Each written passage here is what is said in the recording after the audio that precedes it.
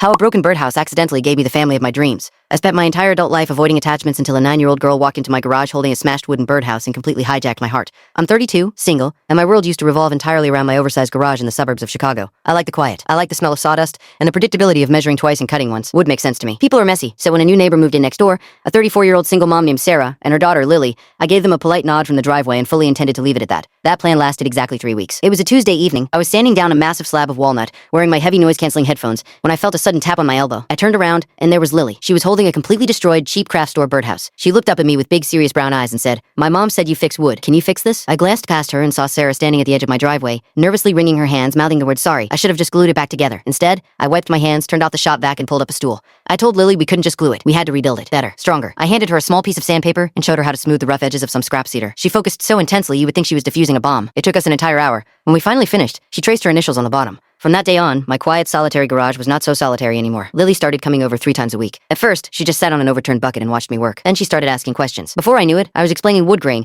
and how you have to work with it, not against it. Naturally, Sarah started coming around too. At first, just to supervise. But supervision quickly turned into her sitting on an old workbench, sipping black coffee, chatting with me while Lily hammered tiny nails into scrap wood. Sarah was an ER nurse. Her job was chaotic, but she was incredibly grounded. She was funny, sharp, and had this booming laugh that made me want to drop whatever I was doing just to listen. We started having dinner together. Nothing fancy, just ordering pizza to the garage or me bringing burgers to grill on their back patio.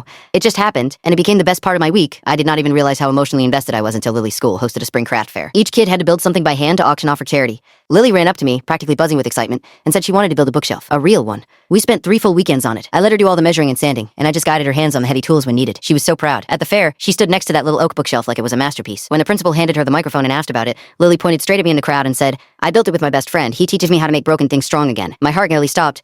Lily had fallen asleep. I heard a soft knock on my door. It was Sarah. She did not have her usual coffee mug. She looked nervous. She stepped inside, took a deep breath, and looked me straight in the eyes. "Lily asked me this morning if we could keep you forever." I froze. Then she stepped a little closer and whispered, and I told her I really hope so. She asked me out on a real date, just the 2 of us. This Friday? I said yes so fast. I almost tripped over my own words. So now here I am, the guy who always preferred being alone, pacing a hole into my living room floor, trying to figure out which shirt to wear. I am terrified, but not because I am afraid it will not work out. I am terrified because I know, without a single doubt, I just found my forever family.